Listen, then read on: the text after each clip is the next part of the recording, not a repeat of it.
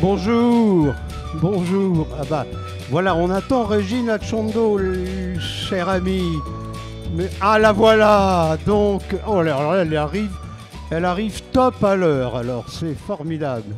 Bonjour, Régine Atchondo, présidente du CNL. À 2 minutes près, on la loupait. La salle se remplit doucement, ça va venir, on est habitué le samedi matin. Tous les gens ont fait la fête tout le vendredi soir, donc 10 h du matin c'est un peu tôt. Mais néanmoins, nous voilà pour les 7e rencontres professionnelles, Pierre. Tu te rends compte? Toi, tu es là depuis 7 ans aussi. Hein. Et Antoine était dans les premières aussi, c'est un bonheur. Nous nous étions réunis l'année dernière pour les 6e où on s'était félicité d'une croissance brillante mais étonnante et on va voir ce qu'il en est cette année, c'est ça notre sujet. Et puis poser des questions, là je vais me référer au discours d'introduction, d'inauguration de la foire du président François Bunel qui a dit qu'est-ce qui est important dans la vie, c'est poser des questions. Qu'est-ce que c'est qu'un journaliste? C'est poser des questions, c'est se remettre en question, c'est être en question. Donc s'il vous plaît, n'arrêtez pas de poser des questions. Où en sommes-nous dans l'édition donc avec ce matin Pierre Dutilleul, le directeur général du SNE, le syndicat national de l'édition, Régine Atchondo, la présidente du CNL, le Centre national du livre, Bertrand Legendre, professeur université, Paris 13, non Sorbonne, on dit maintenant Paris Nord, la Sorbonne, c'est ça, hein? Et puis spécialiste des métiers du livre et de l'édition, donc qui va nous passer là. Alors après, vous remarquerez que Christophe Hardy a changé de sexe. Il est remplacé, il est empêché, mais c'est formidable, il est remplacé par Séverine Weiss, qui est la présidente du CPE, je vais y arriver, du CPE, pour... Hein? Mais je ne me souviens toujours pas de ce que ça veut dire, donc, le CPE. Ça marche? Oui. C'est le Conseil permanent. Le Conseil permanent des écrivains, mais elle est aussi coprésidente avec Christophe Hardy, qui est le président aussi par ailleurs du SGDL. Elle est présidente aussi de l'ATLF, qui est l'organisation des traducteurs, et elle était partie prenante à la discussion avec le SNE dans la discussion éditeur-auteur. On va en parler parce que c'est savoureux. Ensuite, là-bas Agnès Demey, qui est la directrice du livre à l'ALCA, la région de Nouvelle-Aquitaine. L'ALCA, c'est l'agence pour le livre et le cinéma. Et Agnès Demey prend soin du livre dans notre belle grande région et fait des trucs formidables. Et puis, enfin, on a au bout Antoine Lefébure.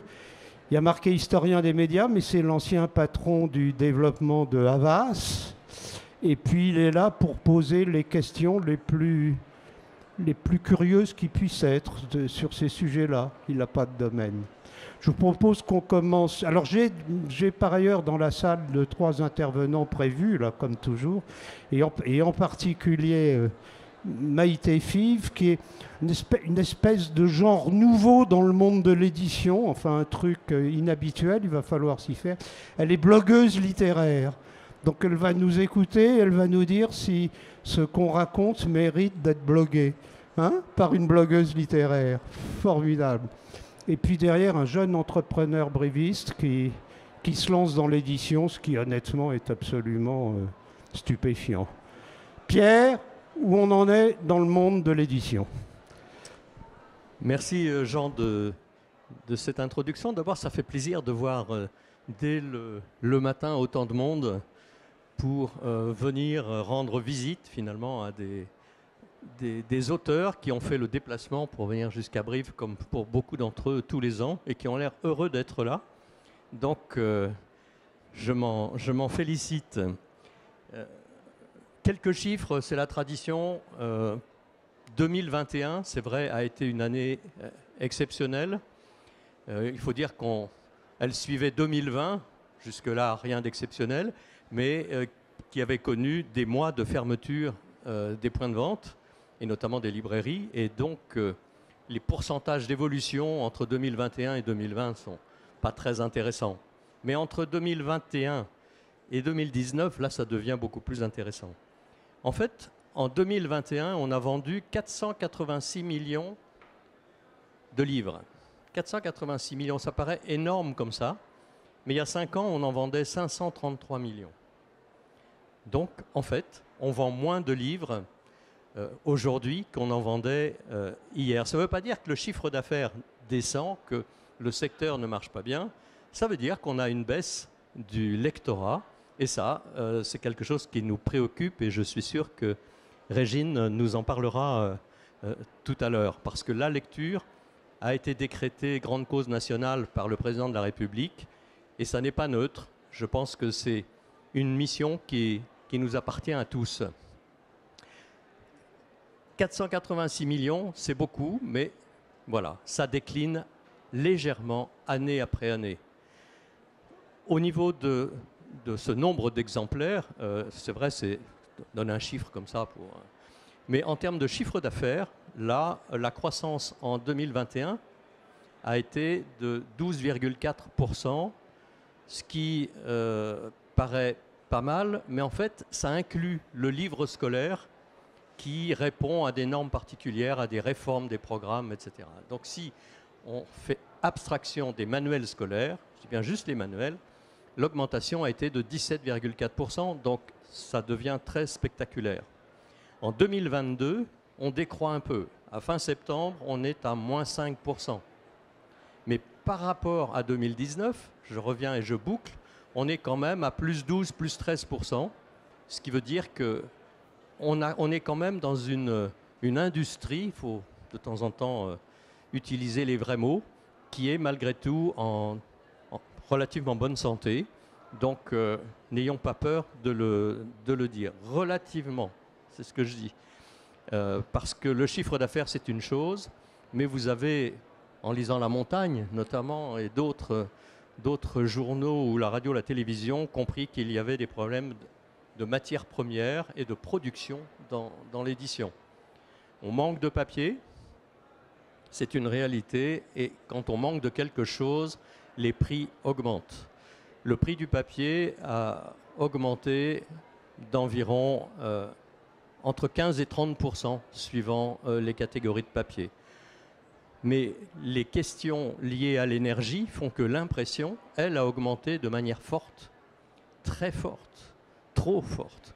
Ce qui fait que les coûts de production dans nombre de maisons d'édition ont augmenté pour certaines jusqu'à 80%. 80%. Quand on sait que le résultat moyen, alors c'est une moyenne, d'une maison d'édition, c'est 2-3%, quand les coûts de production augmentent, même si on dit 50 au lieu de 80 qui reste exceptionnel, on voit bien que quand le plafond descend et que le plancher remonte, on a la tête un peu coincée au bout d'un moment. C'est la situation dans laquelle nous nous trouvons. Ça n'est pas le développement de la lecture qui nous préoccupe aujourd'hui, ça n'est pas le développement du chiffre d'affaires, même si c'est une préoccupation constante, mais c'est vraiment la survie d'un certain nombre de maisons d'édition, voire beaucoup de maisons d'édition. Alors évidemment, quand on est un grand groupe d'édition, bien, on s'approvisionne directement, on passe des contrats avec des papetiers, des imprimeurs, etc. Quand on est une petite maison d'édition ou moyenne, on passe par l'imprimeur. Et l'imprimeur, ben, il fait évoluer aussi en fonction de la rareté des produits, ses prix, d'une part lié à la rareté, d'autre part lié à l'augmentation des coûts de l'énergie. Donc il y a une vraie difficulté pour beaucoup de maisons d'édition d'assurer leur production, simplement d'assurer leur production. Et ce qui va peut-être rassurer certains, la production dans certaines maisons d'édition diminue, ce qui est une préoccupation pour beaucoup, la surproduction. En fait, on n'assiste pas à une surproduction. Comme le dit Antoine Gallimard, il n'y a pas de surproduction, il y a un manque de lecteurs. On peut le dire comme ça. Mais on peut le dire autrement aussi, c'est une question d'énergie, de vivacité du secteur. Si je vous dis que 70% des maisons d'édition qui existent aujourd'hui ont moins de 30 ans d'âge. Ça veut dire qu'il y a une énergie, une volonté de se développer dans les maisons d'édition qui fait qu'on produit et on produit toujours plus. Les maisons d'édition installées ne produisent pas plus. Elles produisent même, pour beaucoup d'entre elles, un peu moins. Donc, on ne peut pas donner une instruction en dire il faut produire moins. C'est quelque chose que l'on essaye de faire. On sensibilise un peu tout le monde. Mais voilà, le résultat, on ne le connaît qu'après. Et la vivacité du secteur montre que beaucoup de petites maisons d'édition se créent, petites au début, peut-être très grandes après. On ne le sait que quelques années après. Mais en tout cas, c'est un secteur extrêmement dynamique. L'augmentation des coûts dont je parlais pouvait provoquer une augmentation des prix du livre. C'est quelque chose qui est important, surtout à l'approche des fêtes et quand on est devant tous les stands de la foire de Brive. L'éditeur est responsable du prix du livre. C'est lui qui le fixe. Ça, c'est la loi Lang qui date de 1981. Elle est toujours valable aujourd'hui. Et les éditeurs ont décidé, pour nombre d'entre eux, d'augmenter légèrement leur prix. Alors, pas de manière inflationniste, mais 50 centimes ici, 70 centimes là, 1 euro maximum sur certains types d'ouvrages. C'est le seul moyen d'arriver à maintenir la ligne de flottaison.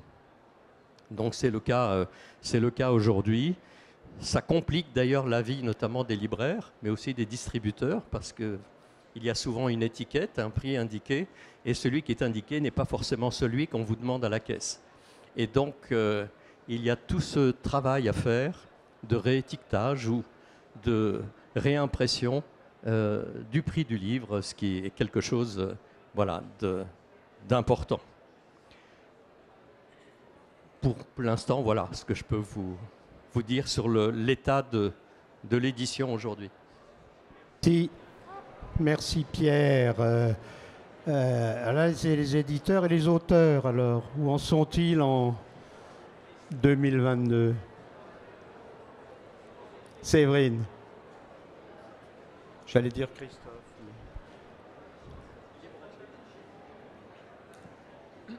Vous m'entendez ou pas ? Oui. Ouais. Où en sont-ils en 2022 ? Alors déjà, le fait de parler d'une industrie pour l'édition, moi je préfère dire, comme le dit aussi Sabine Vespizer d'ailleurs, on est dans un modèle à la fois artisanal et industriel, on est entre les deux. Et on est content qu'il y ait ce mélange entre les deux et que ça ne soit pas quelque chose de totalement industriel. Ensuite, où on en est qu'on ne va pas très bien. Parce qu'on se précarise. Il y a des études, au moins depuis 2016, et une grande étude du ministère de la Culture à ce sujet qui a prouvé la paupérisation croissante des auteurs, avec des avaloirs en baisse, des taux proportionnels en baisse, des ventes effectivement de livres en baisse aussi un petit peu. Or, notre rémunération est liée aux ventes des livres. Et on ne va pas bien alors qu'on s'aperçoit que l'édition, effectivement, le chiffre global de l'édition tient bien finalement, quelles que soient les crises, les situations. On constate que on est dans une forme de constance au niveau du chiffre d'affaires et de ce qu'on peut voir de manière très globale et très générale de l'édition, quand il y a un véritable décrochage de la rémunération des auteurs. Donc nous, on en est un petit peu là, et c'est vrai que par rapport au coût du papier, ce qui m'étonne un petit peu, c'est que là, on a un phénomène conjoncturel de hausse du coût du papier qui est réel, hein, ça on ne peut pas le nier. Mais pendant des années, les coûts de fabrication d'ouvrages ont quand même grandement diminué pour diverses raisons technologiques et autres, alors que les auteurs se précarisaient déjà et on n'en a pas vu la couleur. Enfin, la marge a été pour les éditeurs, le prix du livre n'a pas augmenté. Et maintenant, on parle de hausse du prix du livre, totalement fixé bien sûr par l'éditeur, c'est son libre choix. Et parce que là, ils sont confrontés à une situation difficile. Mais quand les auteurs se plaignaient, il n'y a pas eu de réflexion sur la hausse du prix du livre. Donc on a toujours un petit peu l'impression d'être la variable d'ajustement. Et là, maintenant que les éditeurs sont directement impactés, effectivement, ils songent à augmenter le prix du livre. qui a connu un véritable décrochage par rapport au prix des produits de consommation courante depuis plusieurs dizaines d'années. Donc ça m'interpelle un petit peu. Merci. Pierre, par rapport aux auteurs. Par rapport aux auteurs, je crois que on est dans une économie du succès, c'est-à-dire c'est ça le fondement du modèle économique de l'édition. Donc quand l'éditeur gagne, l'auteur gagne aussi proportionnellement. Donc ça c'est une notion. Après c'est simplement arithmétique. Après il y a des difficultés.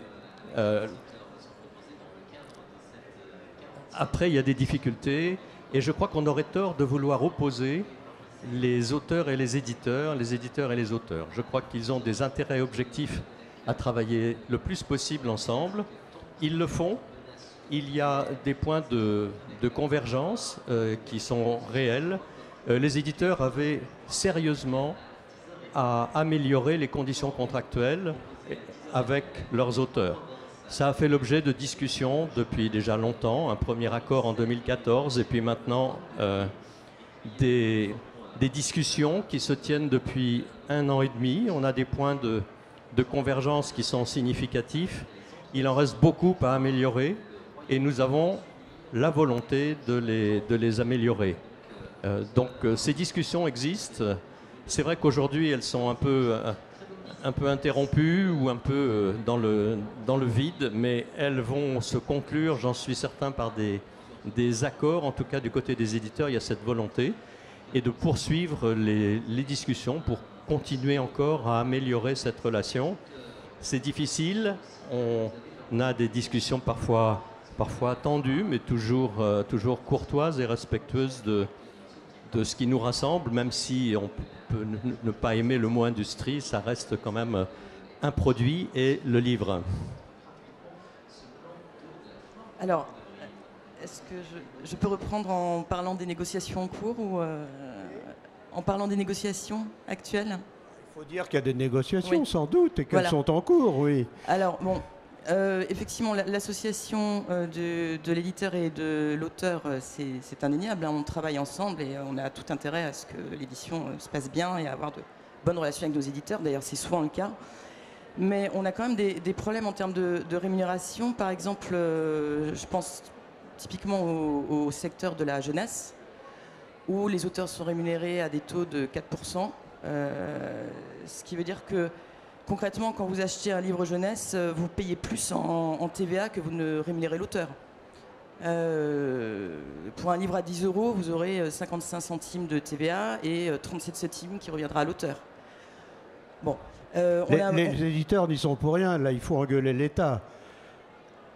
Il faut engueuler, oui, enfin, ce sont les éditeurs qui fixent les taux proportionnels. Et en l'occurrence, dans des contrats, on est censé être dans un système de partenariat. Le fait est que dans la réalité, les contrats ressemblent souvent davantage à des contrats d'adhésion qu'à des contrats liés à des négociations entre ce qu'on appelle la partie faible du contrat, à savoir l'auteur et l'éditeur. Bon, ça c'est au niveau de la gestion individuelle des contrats, mais au niveau plus global, nous sommes actuellement effectivement dans des négociations interprofessionnelles depuis un petit moment maintenant, 1 an et demi, qui a été donc lancé à l'initiative de Roselyne Bachelot dans son plan auteur début 2021 et qui a donné une lettre de mission pour que les éditeurs travaillent avec les auteurs sur la transparence et l'équilibre des relations entre éditeurs et auteurs. Donc, j'explique simplement, enfin, la raison de ma présence ici, c'est qu'on a, à cette table des négociations, on a d'un côté donc le syndicat national de l'édition et de l'autre, le Conseil permanent des écrivains, qui regroupe 16 organisations d'auteurs, ainsi que la Ligue des auteurs professionnels, et dans les premiers mois, il y avait également la charte des auteurs et illustrateurs jeunesse. Donc, transparence et équilibre des relations, ça portait donc sur 2 points, à savoir améliorer l'information fournie aux auteurs et, deuxième point, parler de la rémunération. Nous avons commencé par parler de l'information et nous sommes parvenus à un projet d'accord en 5 points que dont je n'entrerai pas dans le détail ici, mais avec comme élément important, par exemple, une deuxième réédition de compte annuel pour les auteurs, réclamée depuis longtemps. Peut-être normal que effectivement les auteurs puissent être payés une fois tous les 6 mois et pas une fois par an. Plus une information sur les sous-cessions également et un point d'amélioration par rapport aux traducteurs en cas d'arrêt d'exploitation des droits étrangers. Donc ça, c'est l'accord auquel nous étions parvenus, que nous devions signer en mars dernier, avec toutes les parties d'accord. Simplement, vous m'entendez? Si, on entend un peu, mais ça, c'est pas la foire de Paris, mais presque, quoi. Voilà.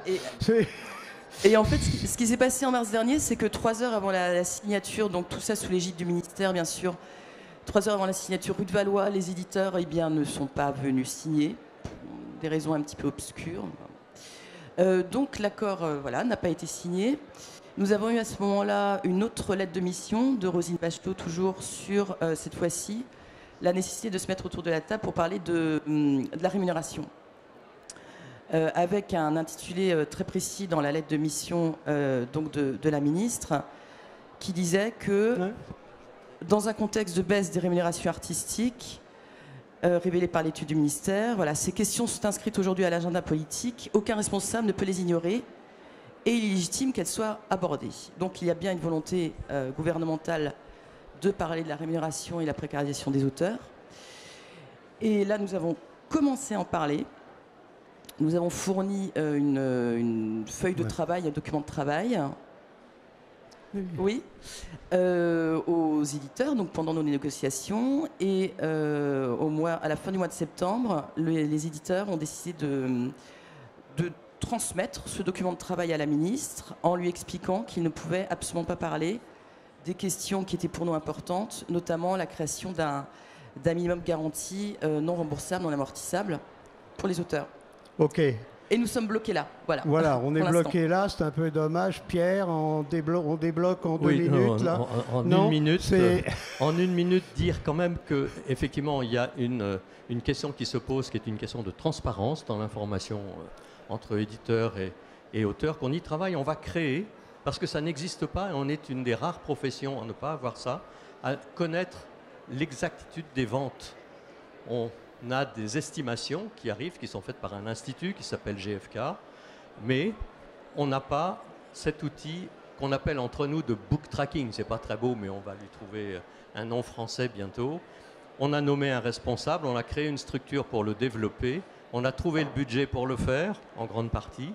Donc ça va être une avancée considérable. On connaîtra nos ventes exactes, ce qui n'est pas le cas aujourd'hui. Donc, on avance vers cette transparence, on avance à notre rythme aussi. Voilà, c'est un système long à développer, mais il va l'être dans les mois qui viennent. Donc on ne désespère pas. Jamais. On ne désespère pas. En termes de rémunération, en termes de transparence, déjà le book tracking, c'est un sujet qui va être repris par le ministère. On aimerait bien y être associé à la création de cet outil. Et notre question principale, c'est la rémunération quand même. Ok. Bon, ben voilà, donc il y a des bonnes nouvelles d'un certain côté. Il y a moins de livres, mais on est un peu en croissance. Il y a des problèmes à résoudre, c'est vrai, dans tout ça. On ne parle plus de l'effet Bolloré, là c'est en cours, on en a parlé en 20, en 21. Mais moi, je voulais faire intervenir en 3-4 minutes Bertrand Marcoux, qui est un jeune entrepreneur briviste qui a fait des tas de trucs différents, etc. et qui tout d'un coup a décidé de démarrer, enfin de reprendre une petite maison d'édition, ce qui témoigne de son audace, mais on va lui demander pourquoi. Bonjour, merci Jean. Oui, une petite maison d'édition spécialisée dans la BD et dans le roman graphique. Un coup de cœur amical avec un auteur et puis des choses qui prennent une tournure un peu plus alors toujours très artisanal, mais un peu plus industriel, entre guillemets. Je me reconnais assez dans tout ce que vous avez décrit tout à l'heure, Monsieur Dutilleul. Effectivement, beaucoup d'éditions. Je crois qu'il y a 8 ou 10 BD qui doivent sortir par jour. Il faut faire son trou, il faut s'occuper de papier. Même nous, à notre niveau, on a réservé notre papier chez notre imprimeur pour les prochaines parutions. Mais effectivement, la surprise d'un secteur assez dynamique néanmoins, avec... D'abord, je trouve, alors c'est d'un côté un peu entrepreneur de dire ça, mais avec un ticket d'entrée qui n'est pas si élevé que ça finalement, parce que faire imprimer un livre, je dirais, c'est à la portée presque de tout le monde. Nous, on a eu la chance de pouvoir bénéficier d'un contrat de distribution par Hachette. Donc on est rentré tout de suite dans une dynamique vraiment de production et de pouvoir amener le livre, après tout, au destinataire final qui est le lecteur, et qui reste encore la partie très difficile pour nous aujourd'hui. La maison s'appelle La Valtinière, je la cite quand même pour en profiter un peu de cette tribune. Mais ouais, je trouve quand même un secteur assez dynamique, et aujourd'hui, ce qui me surprend le plus, bien sûr, il y a la débouchée du livre qui est certaine, bien sûr, il y a le numérique. Et aussi les plateformes aujourd'hui, on est nous en relation, alors que avec des plateformes qui sont venues nous voir pour des adaptations, pour qu'est-ce qu'on peut faire avec ça, pour finalement du contenu. En 2 ans, on aura produit 7 romans graphiques. Alors c'est un positionnement... Alors on dit que c'est pour les jeunes vieux, les vieux jeunes, mais pas les jeunes jeunes ni les vieux vieux. Mais donc on a un lectorat un peu spécifique, mais des débouchés que je n'attendais pas, que j'estimais pas sur autre chose que des libraires, et une ouverture des potentiels sur le numérique qui me paraissent très intéressant, et une nouvelle manière d'aller rencontrer des gens. Je crois que vous en parlerez après avec Mademoiselle et le blog. Et je vois même sur la manière de communiquer aujourd'hui, les canaux sont un peu différents. On se sert beaucoup du réseau social, des réseaux sociaux. On se sert beaucoup... on a été sponsor, nous, par exemple, de Brie Festival, qui n'est pas forcément ce qu'on pourrait imaginer de plus classique en termes de communication, mais on va toucher des gens différemment. L'autre aspect qui me surprend beaucoup, mais vous l'avez également évoqué, tous les deux, madame aussi, c'est d'abord il y a beaucoup de monde, même nous à notre niveau, on doit recevoir 3 scénarios ou 4 scénarios par semaine, ce qui est beaucoup pour nous. Alors, il y a une demande de production incroyable, tout le monde a envie d'écrire. Alors, la période du Covid a été incroyable pour ça. Je crois que beaucoup d'éditeurs ont subi ça dans la littérature, je dirais, plus classique, mais nous, tout le monde avait envie de faire son roman graphique, sa bande dessinée, avec plus ou moins de succès. Et voilà. Il y a beaucoup de matière. Je ne sais pas effectivement si tout le monde arrivera à trouver un public, si tout le monde arrivera à vendre son livre, si chaque auteur arrivera à être rémunéré du travail qu'il a fait, parce que c'est effectivement un problème. Mais voilà, j'ai une vision plutôt entrepreneuriale des choses, avec... il me semble des débouchés intéressants sur un secteur que je croyais un peu vieillissant et que je trouve très dynamique finalement. Merci, croyez ça vieillissant parce qu'il me connaissait donc. Mais vous allez bloguer quelque chose? Je voudrais juste ajouter un mot à ce que disait monsieur. C'est qu'il y a, pour renforcer ce qu'il disait, il y a 20 ans, on publiait 500 BD par an, et aujourd'hui c'est 5000. Voilà. Oui, et dans la croissance que tu évoques, la moitié, c'est de la BD. 53%, c'est des mangas maintenant. Et de la manga. Voilà. Vous avez quelque chose à bloguer, là? Hein? Je peux juste rebondir sur ma partie, mon métier de blogueuse littéraire. Monsieur disait qu'aujourd'hui, on écrit de plus en plus, et c'est quelque chose que je constate. Moi, j'ai démarré il y a 6 ans. Il y a 6 ans, j'avais peut-être un contact par jour, un écrivain ou un éditeur qui me contactait pour promouvoir son livre. Aujourd'hui, c'est des dizaines et des dizaines que je reçois constamment, donc quotidiennement. Et je trouve qu'en effet, je pense que c'est aussi lié aux plateformes qui se multiplient et qui donnent accès à la publication de livres, à l'auto-édition qui se développe en masse. Mais aujourd'hui, tout le monde écrit, mais est-ce qu'il y a un lecteur pour chaque auteur? Ça, c'est la grande question. La grande question, c'est la lecture, donc, chère Régine, la lecture, grande cause nationale, à toi. Merci. Oui, au fond, le Centre national du livre, comme vous le savez, soutient ou pas, soutient historiquement l'ensemble des acteurs et des professionnels du livre, de l'auteur, traducteur, en passant par l'édition, la librairie, les festivals, la vie littéraire et des actions en bibliothèque pour le développement du public. Et lorsque je suis arrivée à la présidence de cette belle maison, j'ai trouvé qu'il y avait une action qui manquait, qui était celle de se préoccuper de la lecture et du développement. Ça marche pas bien. Et du développement du lectorat. Et cela, grâce aux études qui sont faites par le Centre national du livre de manière régulière, une étude que l'on mène tous les 2 ans sur les Français et la lecture, et une étude plus ciblée que nous avons lancée, que nous allons faire tous les 2 ans aussi, sur les jeunes et leur rapport à la lecture. Et on a appris des choses qu'on sentait, que l'on savait, mais qu'on a désormais étayé par le biais de cette étude. C'est que 16% des jeunes aujourd'hui déclarent ne pas aimer lire ou détester lire. On constate un décrochage au collège important, puisqu'on passe de 89% de lecteurs loisirs. Ce qu'on appelle le lecteur loisir, c'est le lecteur plaisir. C'est le lecteur qui ne lit pas un livre lorsqu'il est enfant, parce que son enseignant le lui a demandé. Donc on passe de 89% chez les garçons à 68%, de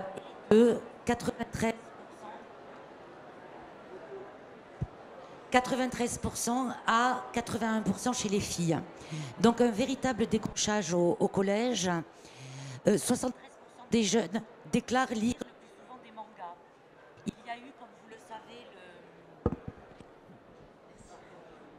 y a eu, comme vous le savez, la polémique sur le pass culture et le manga, avec l'idée, qui était une réalité d'ailleurs, c'était pas une idée, que le manga constituait le livre le plus acheté avec le pass culture. C'était le cas.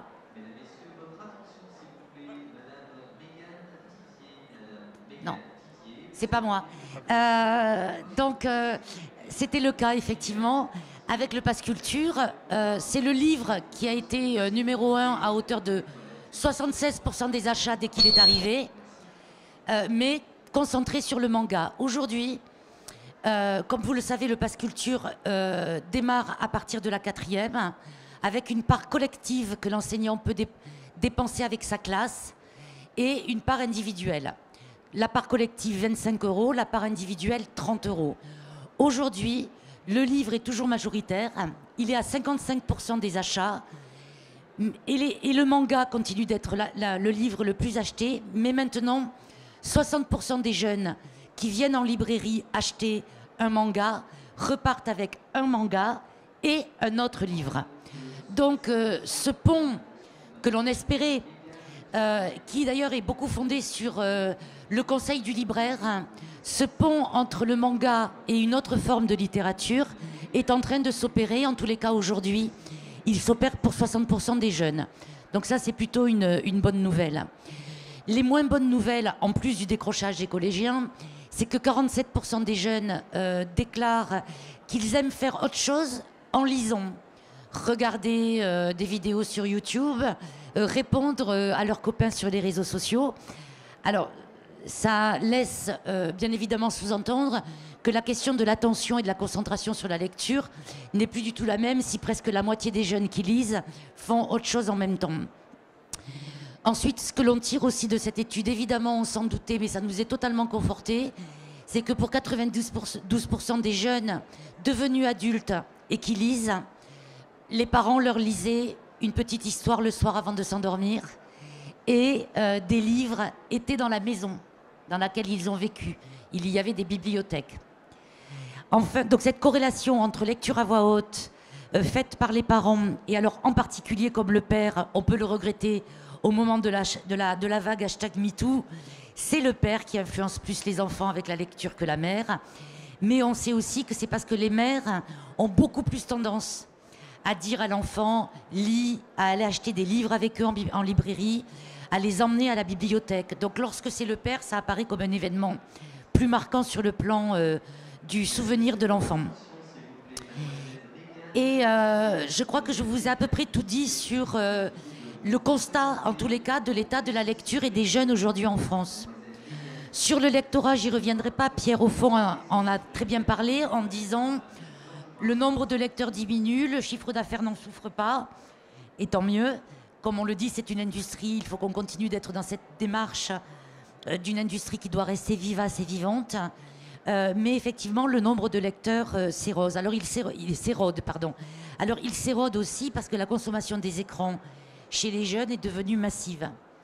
Et l'addiction aux écrans, dont je trouve on ne parle pas assez en termes d'atteinte à la santé mentale et physique de nos adolescents aujourd'hui, est une chose très criante, puisque dans l'étude que l'on a faite, les enfants entre 7 et 19 ans, enfin à 19 ans on n'est plus un enfant mais quand même, on est un jeune adulte, les enfants regardent 7 fois de plus les écrans qu'ils ne lisent. Donc en gros on a une moyenne de 3h30 par jour de consommation des écrans qui peut passer à 5h30 chez les addictifs pour 3h14 de moyenne de lecture dans la semaine. Certains nous diront mais sur les écrans ils lisent aussi, ce qui n'est pas faux.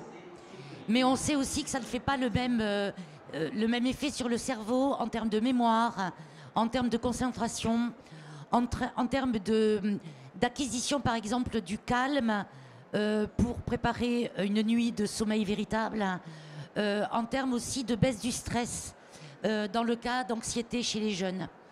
Donc le Centre national du livre a développé dans le cadre de la grande cause nationale qui a été décidée par le président de la République en 22, un plan d'action assez massif pour développer la lecture auprès des jeunes et auprès des publics entre guillemets dits empêchés. J'aime pas ce mot, mais enfin en gros, ceux qui sont naturellement éloignés du livre et qui n'ont pas le réflexe de fréquenter des bibliothèques ou d'acheter un livre pour leur maison, plus ceux qui sont véritablement empêchés au sens vraiment du handicap.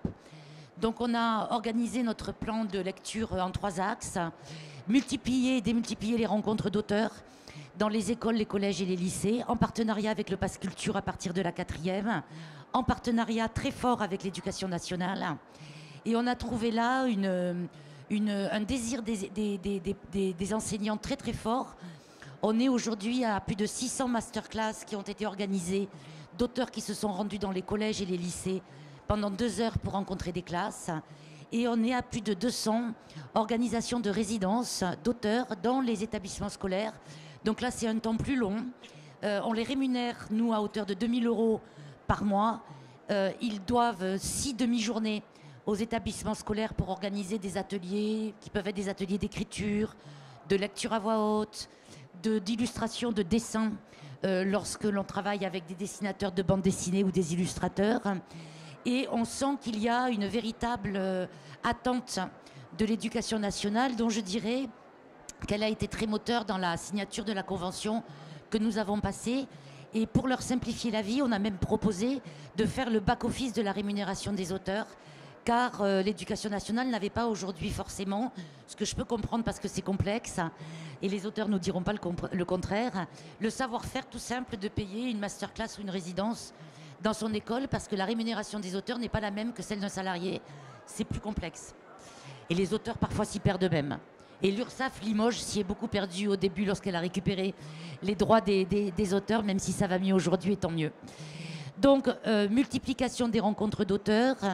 On a ensuite travaillé avec beaucoup d'associations qui œuvrent pour le développement du lectorat, que ce soit la lecture à voix haute dans des centres, dans des EHPAD, par des jeunes de classe de 4e et 3e pour créer aussi du lien transgénérationnel. On a créé le Goncourt des détenus sur le modèle du Goncourt des lycéens avec l'Académie Goncourt dans 30 centres de détention. On a créé des lectures à voix haute dans les centres de protection maternelle et infantile. Ce moment particulier où certaines femmes rentrent dans une forme de dépression postpartum après avoir mis au monde leur enfant. Bref, on a démultiplié nos actions de cette manière-là. Et puis, on a aussi renforcé nos événements. Les Nuits de la lecture, le 3e week-end de janvier, qui réunit plus de 5000 événements en France. Cette année, le thème sera celui de la peur. Et nous avons renforcé par Tirant Livre avec un livrodrome, un parc d'attractions littéraires qu'on a rendu itinérant dans une dizaine de villes en France pour rendre ludique l'approche du livre pour les adolescents, avec de la lecture musicale, des siestes littéraires, des web radios organisées où les enfants se transforment en journalistes pour interviewer les auteurs invités dans le cadre de ces parcs littéraires. L'idée étant de sortir le livre de l'étagère pour aller vers le public et lui rendre le livre accessible, rompre la barrière du complexe intellectuel, du complexe de lecture, parfois de la peur de s'ennuyer. Et enfin, nous avons créé un tout dernier petit bébé qui est le quart d'heure de lecture sur le modèle de l'éducation nationale, où les enseignants peuvent quotidiennement ou hebdomadairement dire à leurs élèves on arrête un quart d'heure la classe, on pose les stylos, on lit dans le silence. On a créé ce quart d'heure lecture à l'échelle nationale en invitant le MEDEF et les organisations syndicales à être nos partenaires pour que le quart d'heure de lecture se développe dans les entreprises. Et là, actuellement, on est en train de nouer des partenariats avec Air France, la SNCF et la RATP pour que des messages soient donnés aussi dans les transports en commun, de l'attention qui doit être portée au fait qu'on peut s'arrêter un quart d'heure, éteindre son portable et lire un livre. On aimerait qu'à terme, si ce quart d'heure de lecture prend vraiment du poids, il puisse être aussi fort que les campagnes sur les 5 fruits et légumes qu'il faut manger par jour pour lutter contre l'obésité, ou la journée sans tabac, ou la journée des femmes. Voilà, que ça marque les esprits et la conscience publique, l'opinion publique de l'importance de la lecture, mais l'importance aussi suivante du plaisir qu'on peut y trouver, et non pas uniquement le côté contraint lorsqu'on est à l'école de devoir lire parce qu'on est évalué aussi sur ses connaissances et son savoir. Voilà, j'ai résumé à grands traits les actions que l'on mène et le fait qu'on les mène avec les collectivités territoriales, avec les municipalités et en premier lieu avec l'éducation nationale, les recteurs et les directeurs d'affaires culturelles de chaque rectorat. Voilà. Merci Régine. J'espère qu'on a retrouvé Mégane Dizier, non? Parce que c'est elle nous perturbe beaucoup. On l'a perdu. Antoine, oui. Là on est à un point où on a des éditeurs qui sont contents, on a des auteurs pas contents, mais on continue à discuter et puis on a des lecteurs dont on s'occupe pour faire croître cette belle activité qu'est la lecture. Est-ce que tu as une remarque? La question sur le livre, en tant que parent de jeunes lecteurs qui ont été d'abord habitués à écouter des histoires, je crois que c'est très, très important le fait de raconter des histoires très jeunes aux enfants, ça leur donne un goût de la narration. Mais après, donc je les ai vus commencer à lire des livres et le manga est arrivé. Et le manga est arrivé, a pris toute la place. C'est-à-dire qu'ils ont arrêté. D'abord, le manga, il se lit à l'envers. Moi, j'ai un peu de mal, mais eux, visiblement, c'est pas un problème. Et il a un espèce d'impérialisme, ce manga. Et aujourd'hui, le manga est là à 95%. Et le livre, c'est ce qu'on leur demande de lire à l'école. On leur dit, bon, bah, cette année, vous allez lire Les 1001 nuits. Alors, ils achètent le livre. Donc, ils ont un livre et 60 mangas. Et ma question est, est-ce qu'on peut sortir de l'omnipotence du manga et revenir au livre après une très lourde pratique du manga? Parce que je suis un peu inquiet, je ne les vois pas sortir de manga. Régine, juste une minute. Ça me rappelle, j'ai un vieux copain qui est un immense cuisinier qui m'a dit, moi je suis fanat, je suis pour la promotion du McDonald's parce que ça habitue les gens à aller au restaurant. Alors, vous avez tout à fait raison dans la perception qui est la vôtre, qui est réelle, même si, comme je vous le disais, dans les 60% aujourd'hui d'enfants qui vont acheter un livre en librairie avec le Pass Culture, ils repartent avec un autre ouvrage. Donc on peut penser qu'on est au début de ce qui va reposer aussi sur le travail des libraires, et ils en sont parfaitement conscients.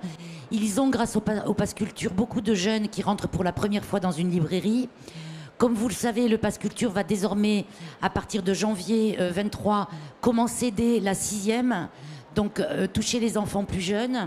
Et ce conseil du libraire est immense. De la même manière, à la naissance, à la renaissance ou à la naissance des clubs de lecture virtuels, en numérique ou réel, en physique, des adolescents qui se donnent des conseils entre pairs, PAIR, car ils ont beaucoup plus confiance en leurs copains du même âge que dans la presse, les médias ou les parents. Donc il faut accompagner ce passage du manga à une autre forme de littérature. Là où vous avez raison d'être inquiet, c'est qu'au-delà de votre constat aujourd'hui du succès manga papier, ce qui va être terrible, en tous les cas en termes de puissance et de force de frappe, c'est l'arrivée des webtoons qui vont être massifs sur le portable et dont le format est fait pour être lu sur un portable. C'est-à-dire non plus comme une liseuse dans ce sens, mais comme on le fait sur notre portable et qui vont probablement être de nouveau un succès énorme et une nouvelle addiction.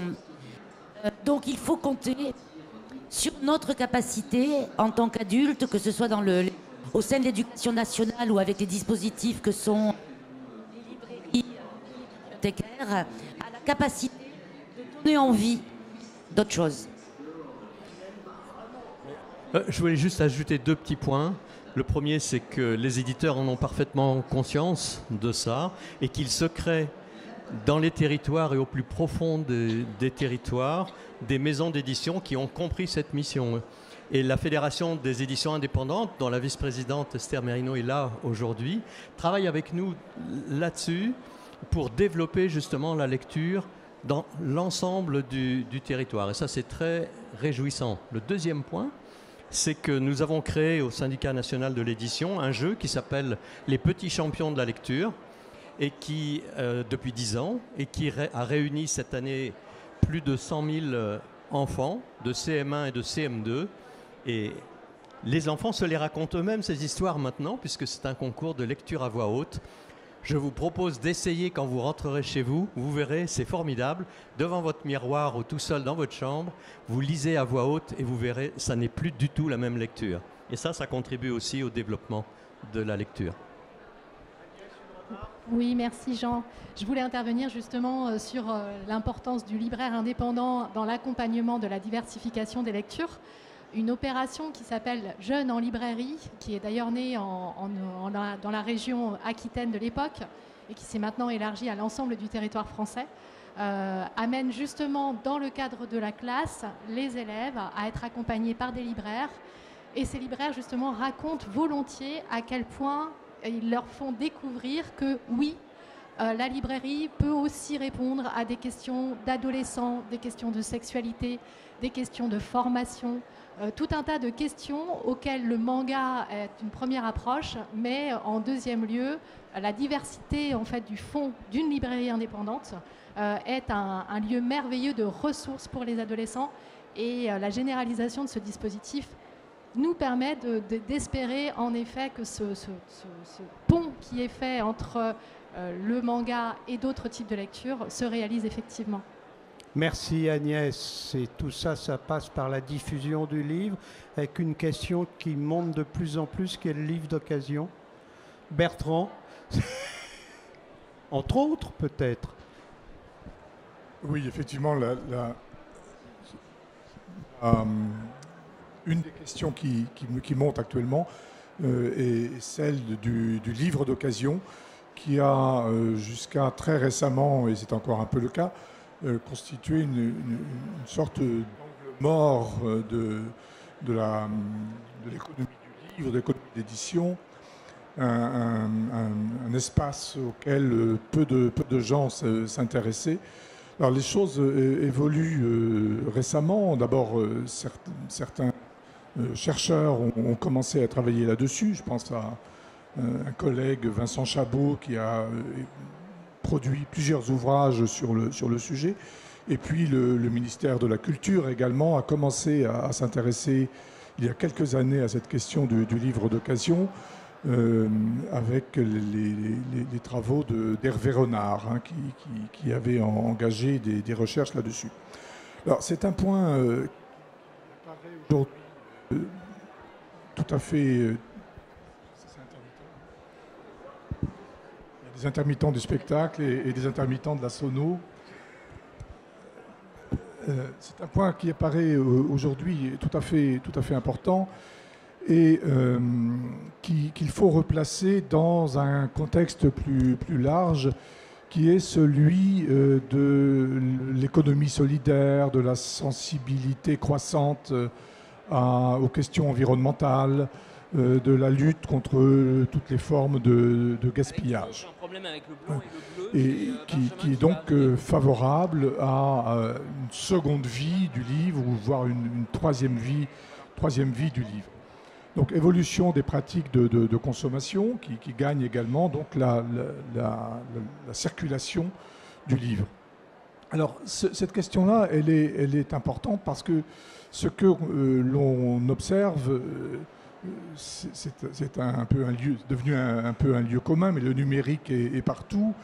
Et on voit sur cette question du livre d'occasion qu'en quelques années, on est passé d'une situation où on accédait aux livres d'occasion dans de rares magasins spécialisés, surtout parisiens, Gibert, hein, pour les Parisiens. On y accédait aussi un peu chez les bouquinistes, quelques libraires d'occasion en région, bien sûr, mais aussi sur les marchés, sur les brocantes. Et puis, ça s'arrêtait à peu près là. Aujourd'hui, les choses ont radicalement, j'insiste sur le radicalement évolué, puisque le marché du livre d'occasion, aujourd'hui, est pris en charge par des plateformes. Et en gros, hein, à grands traits, on distingue deux types de plateformes qui se sont engagées dans ce domaine.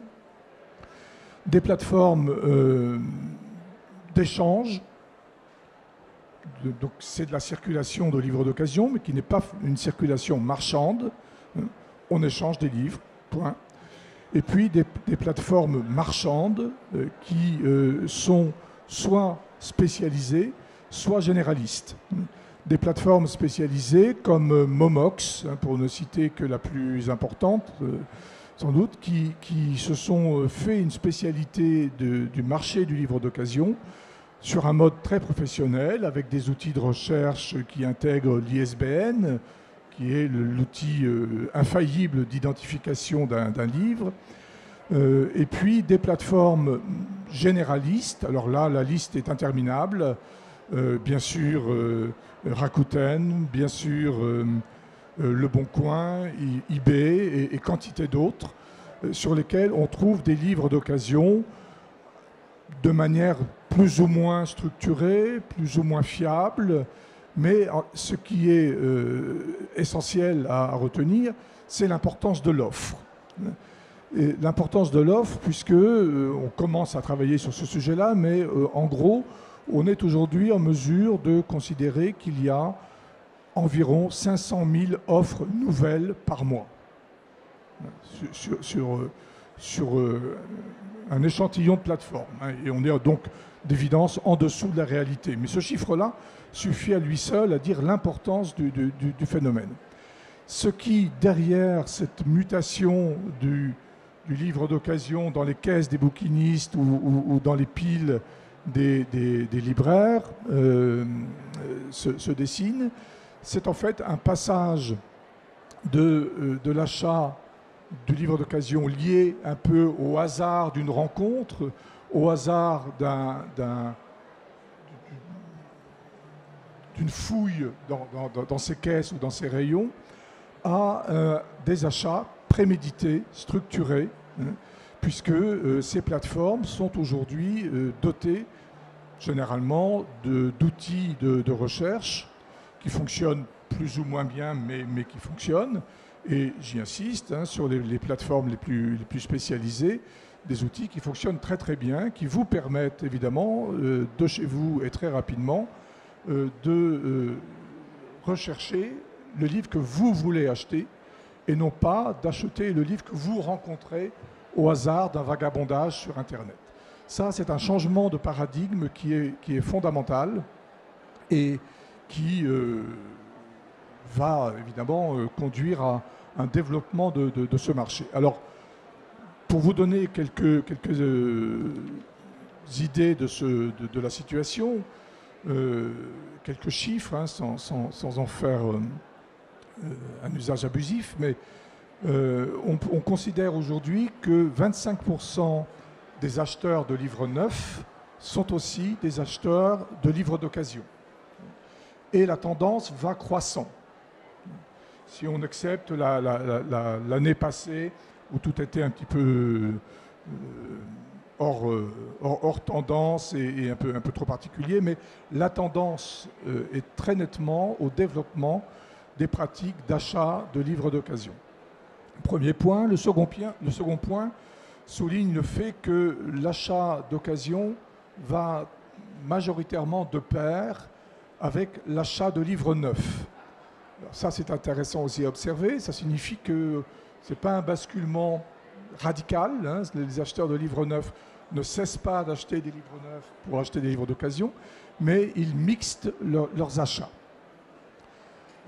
Et ça, c'est vrai aussi bien pour les gros acheteurs que pour les petits acheteurs de livres. Un chiffre encore pour dire que le marché de l'occasion représente aujourd'hui environ 15% des achats en volume et 6-7% des achats en valeur.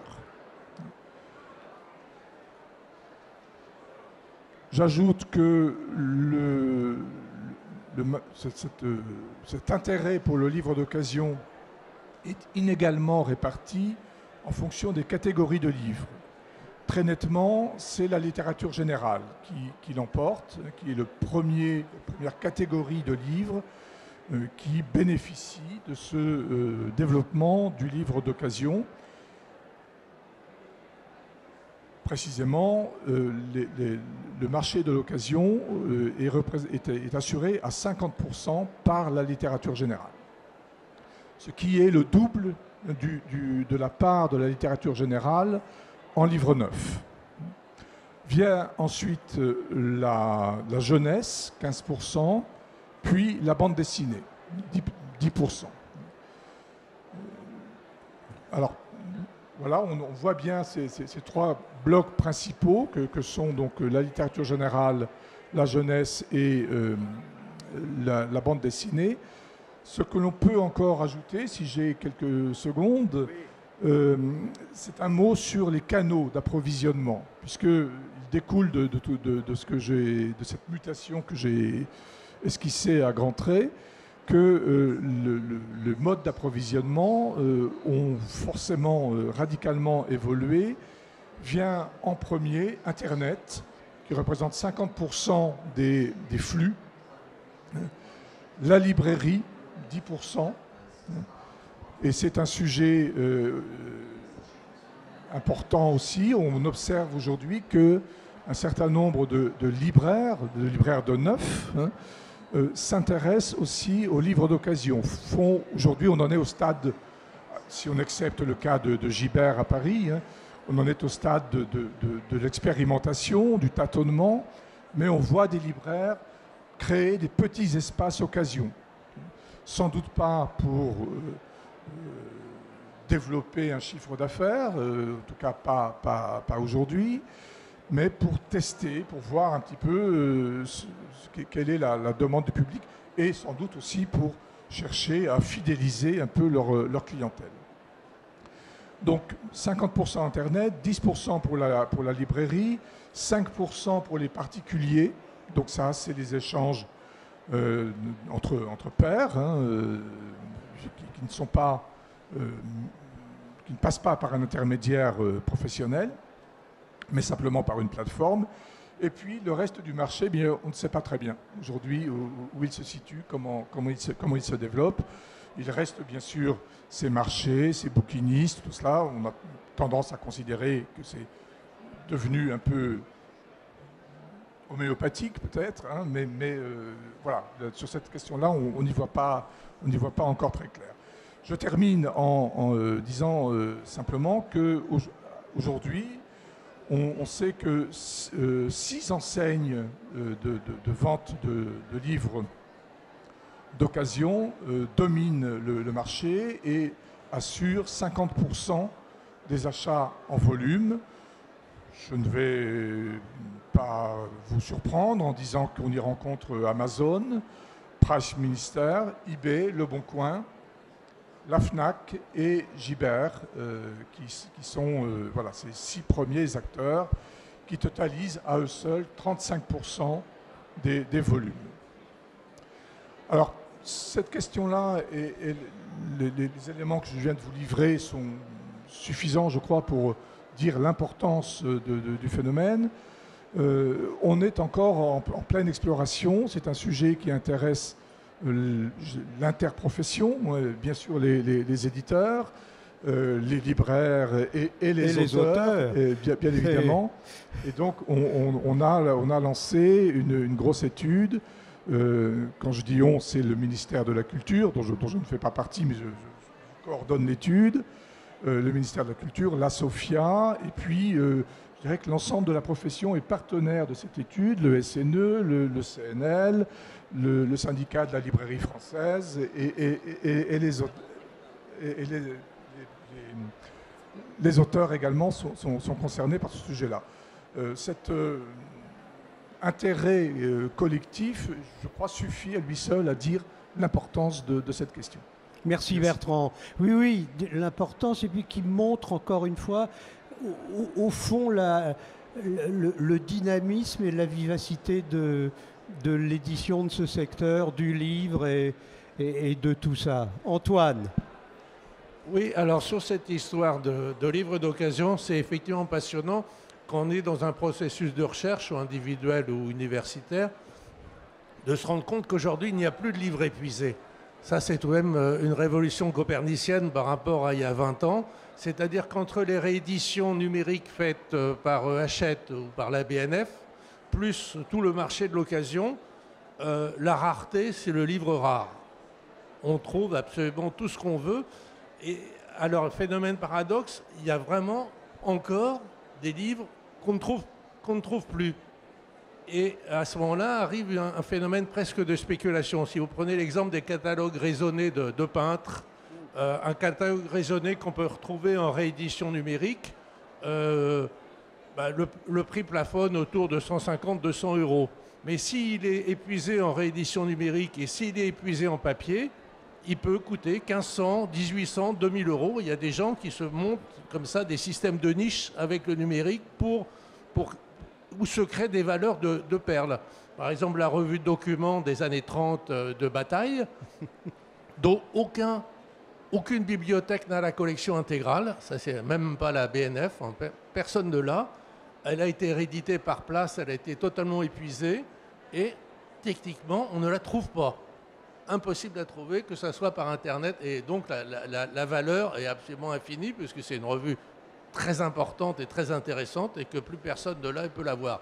Mais c'est très très rare et la généralité, c'est tout de même de manière très rassurante, il n'y a plus de livres épuisés, on peut constituer un fonds très facilement. Par exemple, j'ai travaillé il y a quelques mois sur Salonique au 19e siècle, qui est tout de même un sujet pointu, entre Delcamp, qui est un site pour les cartes postales, pour les affiches, etc., plus les livres d'occasion.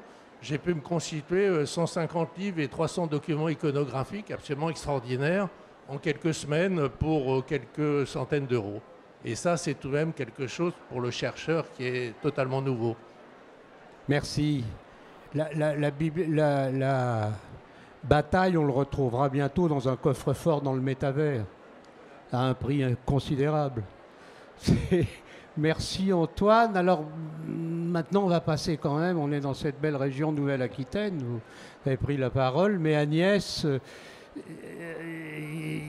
on a dit que vous alliez nous parler de la revanche des régions. Il y a longtemps qu'on sait que la littérature n'est plus limitée à Saint-Germain-des-Prés, mais là on est en train de s'apercevoir d'un dynamisme considérable dans les régions et en particulier dans celle-là. Oui, merci beaucoup Jean. Effectivement, je représente ici l'Agence du livre, du cinéma et de l'audiovisuel de la Nouvelle-Aquitaine. Alors, quelques mots quand même sur ce que c'est qu'une agence, parce que c'est essentiel, mais c'est souvent dans ce qu'on appelle le back-office ou dans l'ombre. Une agence régionale, il y en a quasiment une dans chaque région, elle est diversement accompagnée par ses financeurs, mais ici dans cette région, elle est à plus de 80% financée par la région Nouvelle-Aquitaine et le reste de son financement est l'État. Et ces financements croisés lui permettent vraiment de soutenir l'ensemble de la chaîne du livre, un peu à l'image d'un petit centre national du livre, depuis les auteurs jusqu'à la diffusion via les librairies, les médiathèques et bien entendu le lien avec les lycées qui est la compétence régionale en matière d'éducation nationale. Alors, pour commencer justement sur le lien qu'on a vu avec les maisons d'édition, je vais vous reprendre les uns après les autres et faire une petite traduction de ce que ça représente en termes de revanche des régions. Sur les maisons d'édition, d'abord, quelques chiffres. Nous avons la chance d'avoir été financés pour mener 4 études, dont une sur l'économie du livre en Nouvelle-Aquitaine. Je peux donc vous dépeindre un profil type, on va dire, de la maison d'édition en région, en tout cas ici en Nouvelle-Aquitaine. D'abord, c'est une maison d'édition en micro-édition, ça veut dire que son chiffre d'affaires est autour, en moyenne évidemment, de 188 000 €. Ensuite, ce sont des maisons d'édition qui sont de petite taille en termes d'effectifs, puisqu'on est aussi autour, en moyenne, de 2 équivalents temps plein, en fait, deux personnes qui travaillent à l'intérieur de la structure.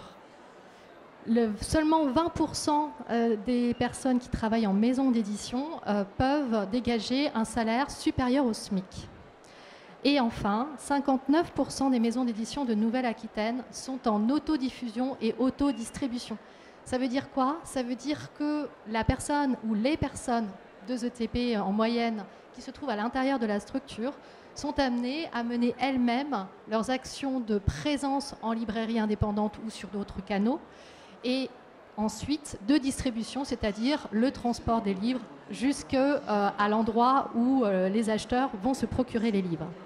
Alors ça, il faut bien l'avoir en tête, car ça signifie que les répercussions qu'on a vues au plan national au sein du syndicat national de l'édition, eh bien, sont décuplées au niveau de ces structures qui sont beaucoup plus petites et donc beaucoup plus exposées à la raréfaction du matériau papier, qui, à l'évidence, ne peut pas profiter dans ces structures d'une économie d'échelle et donc d'un pouvoir de négociation amoindri.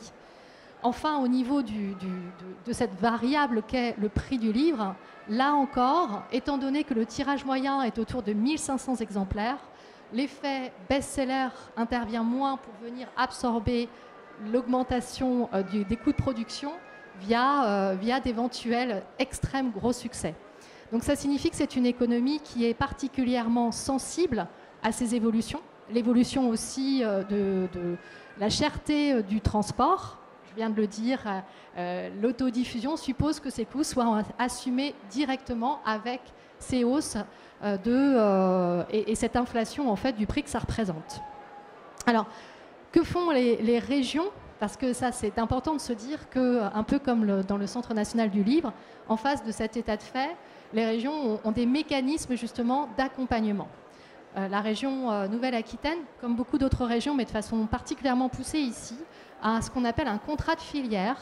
Ça signifie que les financeurs tels que le Centre national du livre, l'État en région, que sont les directions régionales des affaires culturelles et donc la région Nouvelle-Aquitaine, se mettent ensemble autour de la table pour pouvoir accompagner les éditeurs en subvention à leur programme éditorial, à leur mobilité sur les salons comme celui-ci par exemple, ou au niveau national ou au niveau international comme à Francfort. Et enfin, en termes d'investissement également, puisque on peut très bien subventionner une maison d'édition à développer une nouvelle collection par exemple, de façon ponctuelle. Donc voilà les types de réponses qui sont apportées par les régions et les contrats de filière notamment vis-à-vis de ces maisons d'édition.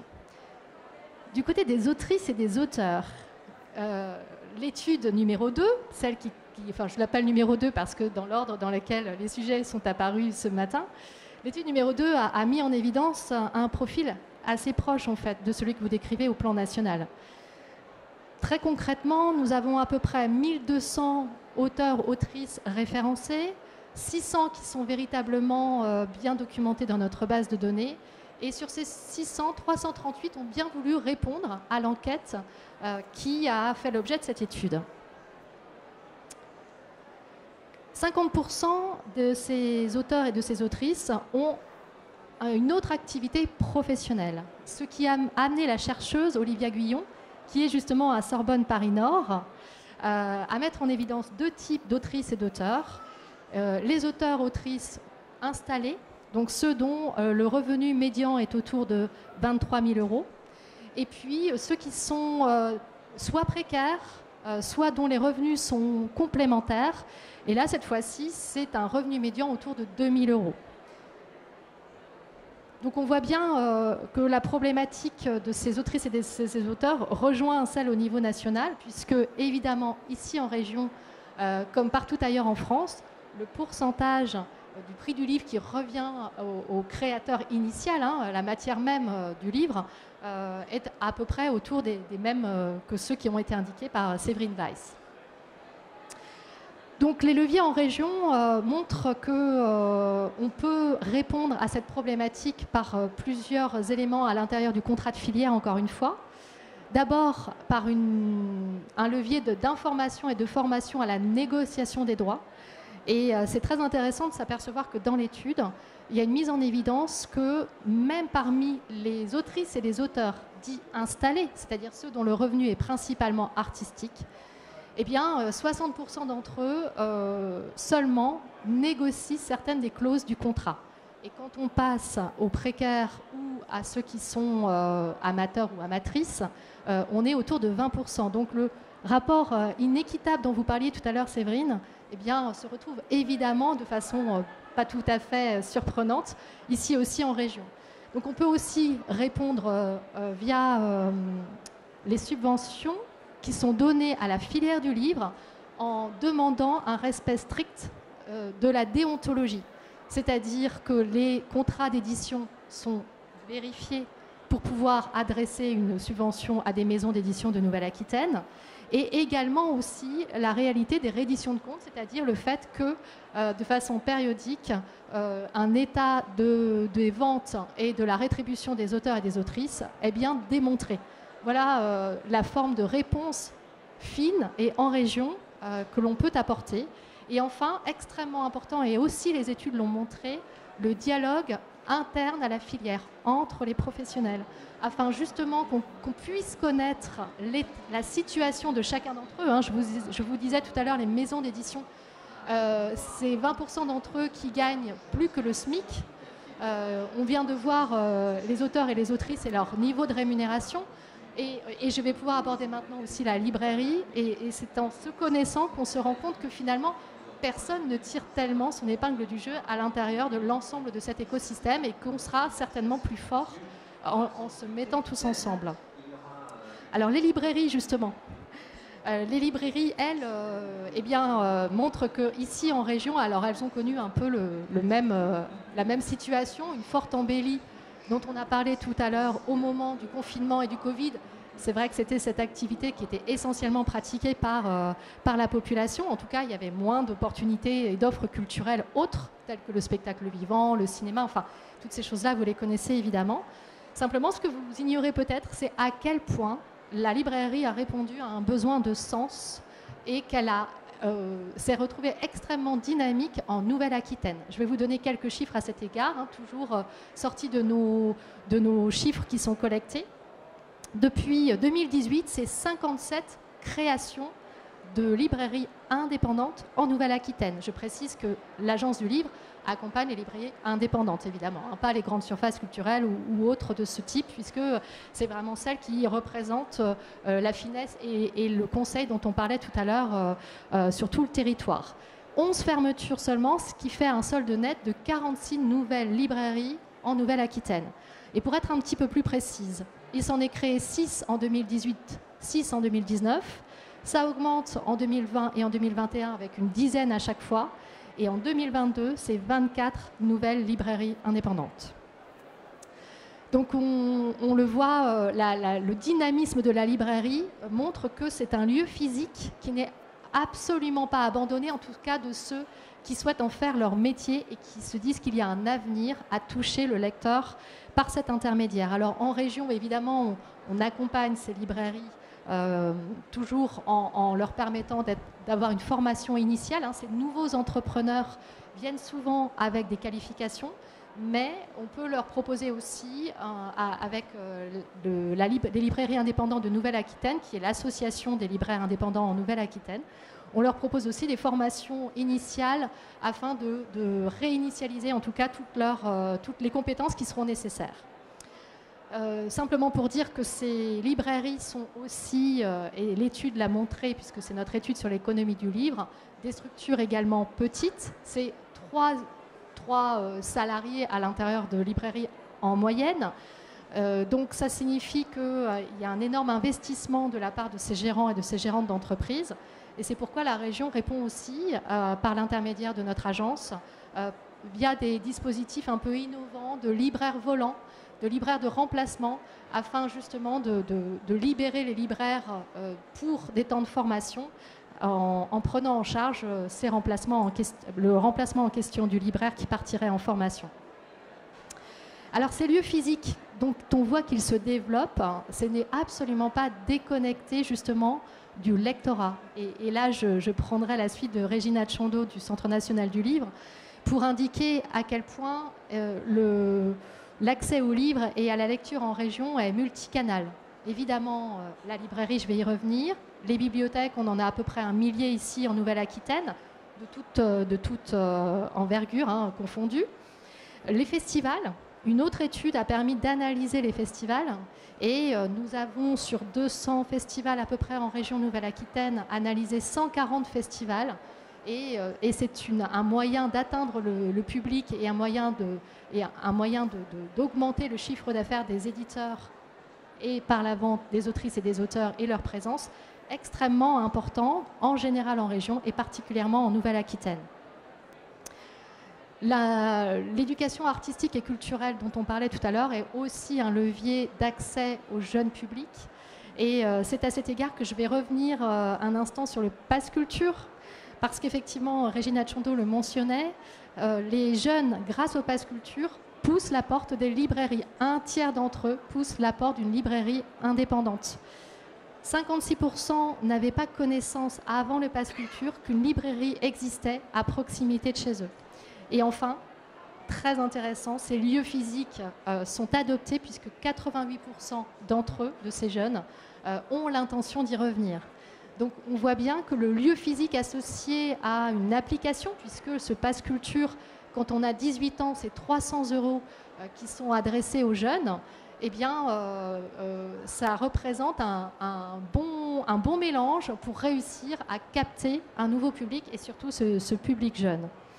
Donc, je le disais tout à l'heure, il y a Jeunes en librairie que l'association LINA, les libraires indépendants en Nouvelle-Aquitaine, a mis en place il y a quelque temps et qui s'est étendue. Mais des actions aussi sont mises en direct, sont mises en opération en direct par l'agence, notamment avec la SOFIA. Alors, je vais conclure assez rapidement sur 3 points en fait. D'abord, l'espace régional, on le voit, il est pourvu de l'ensemble des éléments des maillons de la chaîne et de l'écosystème.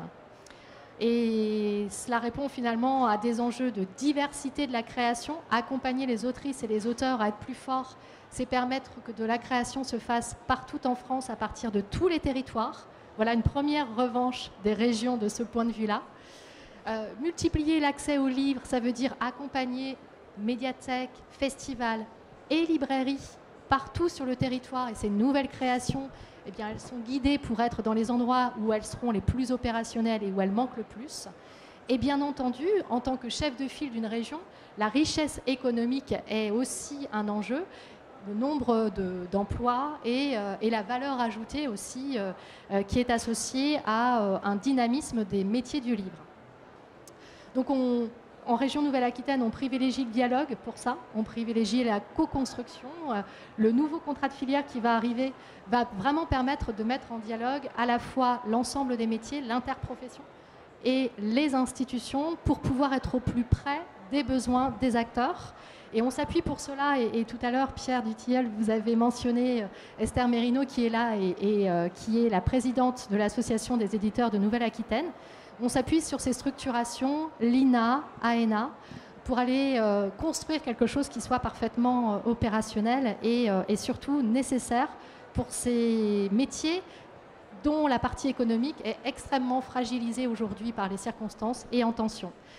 Je vais finir quand même par dire d'où vient ce revanche des régions. En fait, c'est une allusion à un récent livre de Jérôme Batou qui s'appelle La revanche de la province, qui est paru au débat chez Gallimard, la collection Débat, et qui, ce philosophe économiste indique à quel point, dans les années 1990, il s'est fait comme une rupture entre Paris et la province, ainsi nommée, cette province étant laissée tomber en quelque sorte par la mondialisation accrue de cette époque.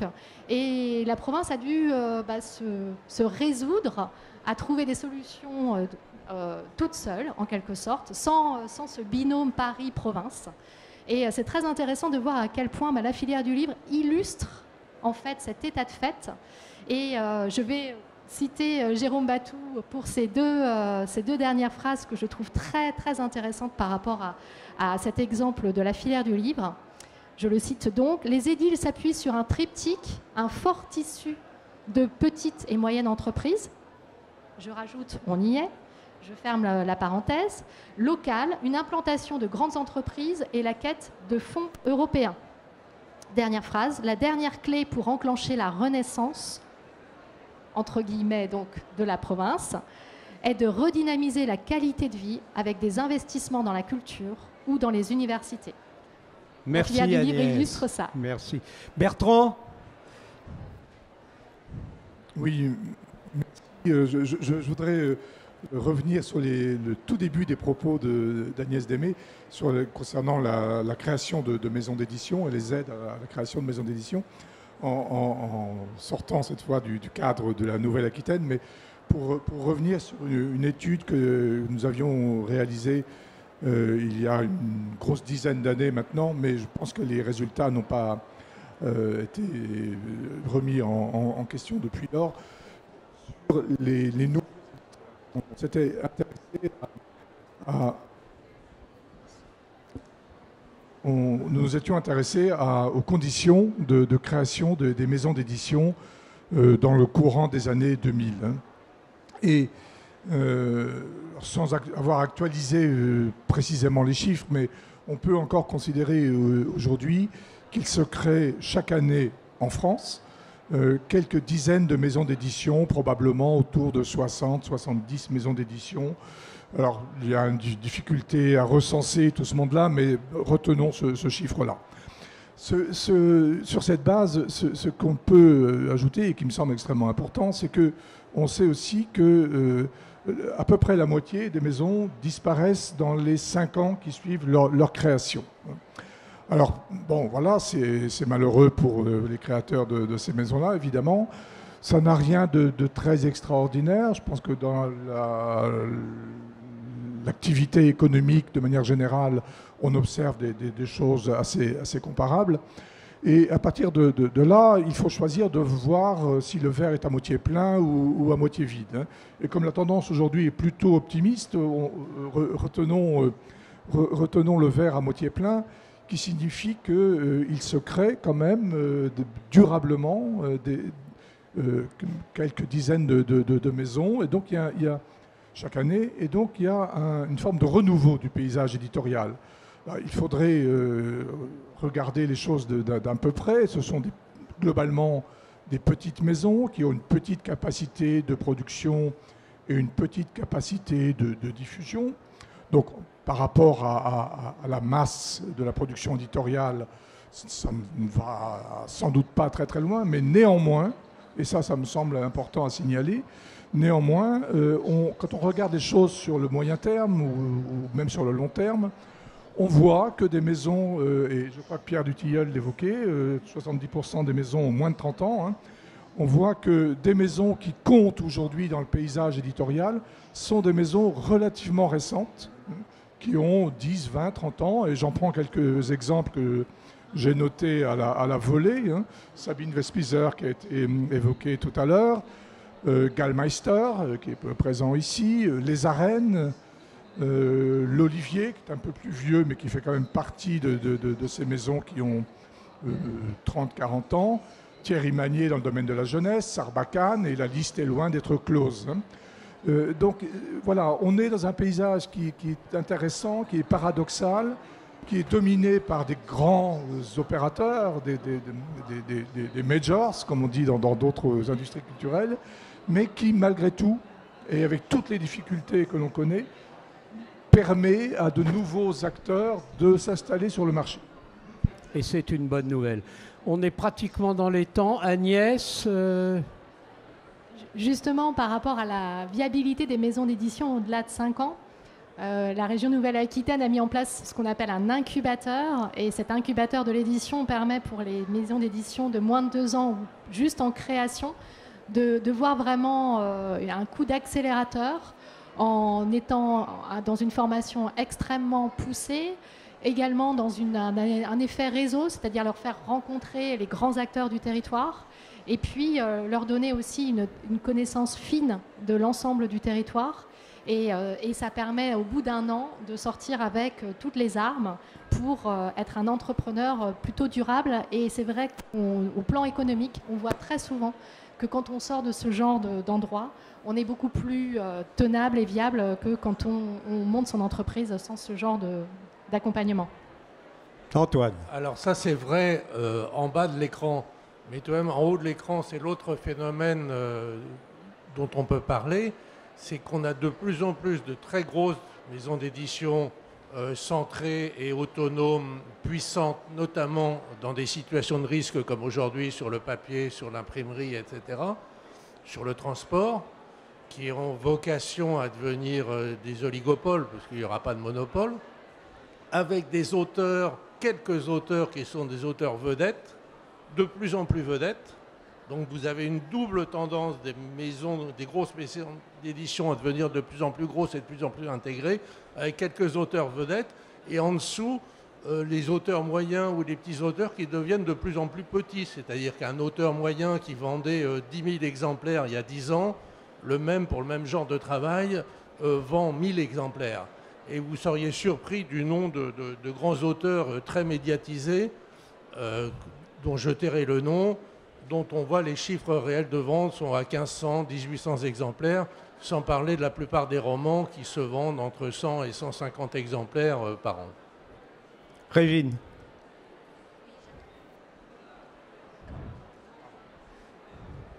Oui, je pense que ça fait partie c'est tout à fait intéressant, et c'est aussi ce qui a rendu la vie des auteurs plus difficile. C'est au fond, comme dans toutes les industries culturelles et créatives, d'ailleurs, c'est pas propre au livre, hein. C'est pareil dans le cinéma et dans la musique, la concentration sur soit les auteurs très connus, soit les prix littéraires. On voit bien l'enjeu d'ailleurs des prix de cette semaine et des semaines à venir. Et ça, le Covid en a été particulièrement frappant. Je pense que Pierre ne me dira pas le contraire, puisque en particulier en période de crise, donc il y a eu la crise sanitaire, ensuite il y a l'inquiétude et l'angoisse liée à la guerre en Ukraine, ensuite il y a le moment des élections aussi qui est anxiogène chez les Français, comme de manière générale dans toutes les nations. Et ces périodes-là ont tendance à rendre la concentration plus dure sur l'achat du lecteur, qui a besoin d'être rassuré avant d'acheter par la reconnaissance de prix littéraires ou par la connaissance des grandes signatures d'auteurs dont il a déjà lu les livres précédents. Mais la découverte sur les premiers ou deuxièmes auteurs, ou des auteurs très confirmés mais pas connus, et la découverte dans la littérature étrangère se fait beaucoup plus difficile depuis 4 ans, notamment avec le démarrage de la crise sanitaire. Pierre. Oui, je voudrais dire que France Télévisions lance une grande opération sur le livre favori des Français, les livres favoris des Français. Favoris, oui. Ça fera l'objet d'un grand prime time première décade de décembre, donc sur France 2, présenté par Michel Field, et les 25 livres favoris des Français seront mis à l'honneur ce soir-là avec un classement voilà, qui sera donné et qui va probablement aussi contribuer à la relance de la lecture. Et je pense que c'est une opération très intéressante. Le deuxième point, c'est un peu un constat. Aujourd'hui, la littérature étrangère représente 17% du total de l'édition, 17%, sans compter le développement des mangas, dont 90 ou 95% des auteurs aujourd'hui sont étrangers, pour l'essentiel coréens ou japonais. C'est quelque chose qu'il faut avoir en tête aussi. Le pourcentage des auteurs étrangers dans la littérature au sens large vendus en France ne cesse d'augmenter.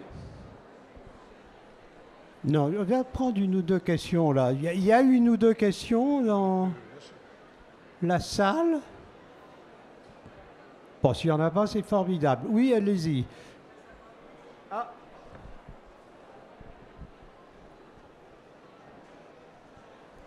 Cette opération qui a été évoquée à l'instant des livres préférés des Français, ça concerne uniquement les romans, uniquement les livres pour adultes, tout genre confondu.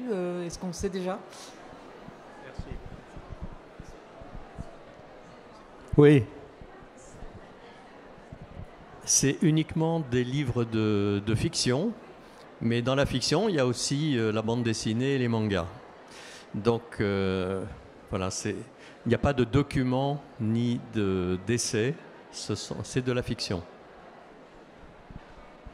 Bon, ben on est pratiquement dans les temps. Je vais remercier les gens qui ont eu la patience de nous écouter jusqu'au bout. Ils ne veulent pas poser de questions.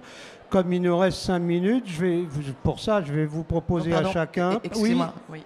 Séverine. Je voulais juste enchérir par rapport à ce que disait Régine, enfin, ce qu'on dit tous sur la création de maisons indépendantes, de maisons d'édition. On en est, enfin, en tant qu'auteur, on est ravis de cette diversité éditoriale et de ces nouveaux élans, mais effectivement, il ne faut pas se leurrer sur les mouvements de concentration de plus en plus grands et ne pas oublier que le nerf de la guerre, c'est la diffusion-distribution. Et donc, il y a des situations éditoriales très différentes entre des petits éditeurs indépendants courageux et dépendants de grands groupes de diffusion-distribution qui sont également éditeurs et qui possèdent leur propre structure de diffusion-distribution. Donc, dans l'équilibre économique, ça change bien sûr les choses. Les phénomènes actuels, on ne va pas entrer dans le détail de Bolloré, etc., mais sont très inquiétants. Donc on peut à la fois se montrer optimiste et en même temps redouter à l'avenir des difficultés grandes pour les gens qui ne bénéficient pas de cette structure de diffusion-distribution, voire pour des maisons déjà prestigieuses installées qui elles-mêmes dépendent de grands groupes de diffusion-distribution. On a un peu la disparition de ce qu'on a un peu dans le cinéma, l'édition du milieu, enfin le cinéma du milieu, ce qu'on a appelé à un moment donné voilà, et puis un écart qui risque de se creuser à ce niveau-là, quel que soit effectivement le dynamisme et le courage des petits éditeurs aujourd'hui. Oui, voilà. Bertrand l'a dit, l'optimisme vaut plutôt voir le verre à moitié plein, mais il faut rester terriblement vigilant. Concernant les auteurs, un phénomène qui peut être terrible aussi de siphonnage des auteurs qui sont soignés par des petits éditeurs pendant plusieurs années et qui sont récupérés ensuite par une sorte de miroir aux alouettes, finalement par de très très très très grosses structures. Donc là aussi, c'est peut-être un petit peu inquiétant. Oui. C'est le propre de toutes ces industries culturelles depuis qu'elles existent. Oui. Moi, j'avais une toute petite question qui s'adresse un petit peu à tous les intervenants sur... tout le monde a un petit peu dit on doit lire, et après il y a la rupture au collège. Et du coup, on voit qu'ils n'aiment plus lire.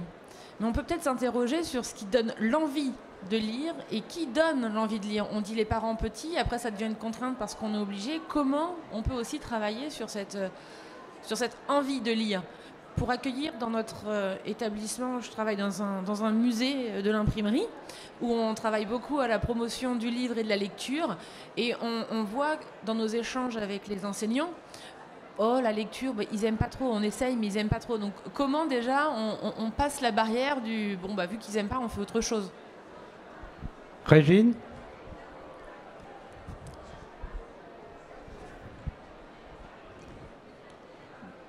Je pense qu'il y a ce qu'on leur fait lire. Et je pense que les enseignants là-dessus, je pense qu'on doit pouvoir leur faire confiance parce que généralement, ils connaissent bien leur classe. On le disait, il y a le contexte familial qui est plus ou moins porteur. Les réseaux sociaux sont des nouveaux enjeux extrêmement importants dont on doit se saisir. Tous, les éditeurs le font d'ailleurs, et on le fait à notre échelle au Centre national du livre pour encourager la lecture, toucher les influenceurs, les influenceuses, les blogueurs, les blogueuses, afin de mettre en avant systématiquement des livres qui puissent s'intéresser. On parlait des clubs de lecture, et ça nous semble extrêmement important que renaissent les clubs de lecture. Le renouvellement des acquisitions dans les CDI, dans les établissements scolaires, est aussi extrêmement important. Voilà, je dirais que les festivals, de manière générale, ont souvent une approche du livre plus ludique, arrivent à décomplexer les jeunes, à leur donner plus envie. Nous, on croit beaucoup à la rencontre avec des auteurs vivants, des auteurs aussi de littérature jeunesse, qui sont beaucoup plus proches des jeunes en termes d'âge, en termes générationnels, dont les imaginaires sont moins éloignés probablement que les livres de patrimoine, même s'il ne s'agit pas pour autant de dire qu'il ne faut jamais se confronter à la littérature de grands classiques. Mais ce qui est évident aujourd'hui, c'est qu'avec en plus la complexité de la langue française, la complexité dans son apprentissage, elle est plus compliquée et complexe que d'autres langues. Il faut probablement repenser l'offre que l'on offre à nos jeunes enfants, adolescents et jeunes adultes. Merci Régine. Il nous reste 5 minutes. Je vais vous proposer à chacun, en un mot ou en une phrase, quelles sont vos conclusions et vos impressions sur cette séance. Pierre. Ah oui, il faut qu'on ait des micros, forcément, qui marchent. En une phrase, dire que c'est important de promouvoir aussi les métiers de chacun et le métier de l'édition. En 2 points. Le premier, c'est que quand l'éditeur est absent ou ne fait pas totalement son travail, on assiste à ça. La rentrée littéraire s'est transformée le temps de notre rencontre. Il y avait une faute d'orthographe qui a été supprimée pendant la rencontre. C'est ça le travail de l'édition. Voilà. Le deuxième point, c'est que j'ai participé il y a peu de temps à la Foire internationale du livre à Francfort et que le président Volodymyr Zelensky s'est adressé à nous par une vidéo interposée. Vous êtes dans des pays où la liberté d'expression est vraiment présente et une réalité, et je crois qu'on peut le dire pour nous en France. Lisez, écrivez, publiez sans relâche, continuez d'exporter la culture quand d'autres pays exportent la mort. Régine, pas fastoche après ça. Hein. Écoutez, moi je vais faire un pas de côté. Je pense à Truffaut qui mettait dans la bouche de Gérard Depardieu dans le dernier métro lorsqu'il regarde Catherine Deneuve dont il est amoureux et dont il devine que son amour à elle est en train de disparaître au profit d'un autre. Vous regardez est une joie et une souffrance. Et je dirais que regarder le marché du livre est une joie et peut-être pas une souffrance, mais une inquiétude. Un défi. Un défi, voilà. Bertrand. La difficulté croît d'intervenant en intervenant. Je vous plains beaucoup. Non, alors je ne vais pas essayer de faire encore mieux que mes 2 prédécesseurs. Non, ce qui me semble important de souligner, c'est l'interprofession. Je crois qu'on a en France, malgré toutes les difficultés qui peuvent exister, la chance d'avoir à la fois une interprofession et des organismes qui mettent en place, développent, assurent des politiques publiques qui sont quand même extrêmement importantes. On peut toujours dire qu'il n'y a pas assez, que ceci ne fonctionne pas très bien ou pas trop vite, pas assez vite, et tout cela. Il suffit d'aller faire un petit tour dans quelques pays pas trop éloignés pour se rendre compte que voilà, on pourrait être dans un contexte beaucoup plus défavorable. Séverine. Alors moi, j'allais dire à peu près la même chose. Hein. Je suis contente que la France, comme on a eu des témoignages ici, que ce soit au niveau national ou régional, s'intéresse au livre et soutiennent toute la filière livre et qu'on continue à maintenir ce qui relève quand même effectivement d'une exception culturelle, quelles que soient les difficultés qu'on puisse rencontrer, qui sont réelles. On a eu des exemples concrets, on les a régulièrement aussi avec Régine dans le travail qu'on mène avec elle. Et puis j'ai vu ça aussi, bien sûr, au niveau régional, avec qui nous avons travaillé d'ailleurs effectivement récemment. Voilà, je crois qu'on peut quand même se féliciter de ça, malgré les difficultés nombreuses. Agnès. Oui, tout à fait. En une petite phrase, les régions sont le creuset d'une bibliodiversité dont on prend soin, pour des raisons de culture, pour des raisons d'économie et pour des raisons de territoire. Merci Agnès. Antoine. Oui, je crois qu'on assiste, et c'est un peu inquiétant, à une hyperconcentration, effectivement, de l'univers de l'édition, de grands auteurs. Et face à cette hyperconcentration, les grands éditeurs responsables, ils ont deux voies. Ou bien ils se bloquent dans un réflexe corporatiste et ils ferment tous les écoutilles en disant on ne peut rien faire pour les auteurs, le prix du papier est trop important, le prix du transport, etc.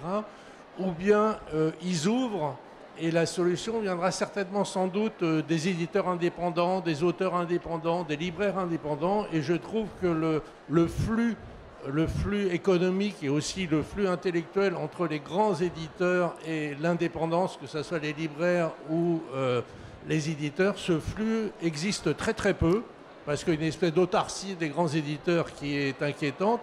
Et face au danger de l'hyperconcentration, on a vu, et je crois que Bolloré arrivera à faire des choses importantes.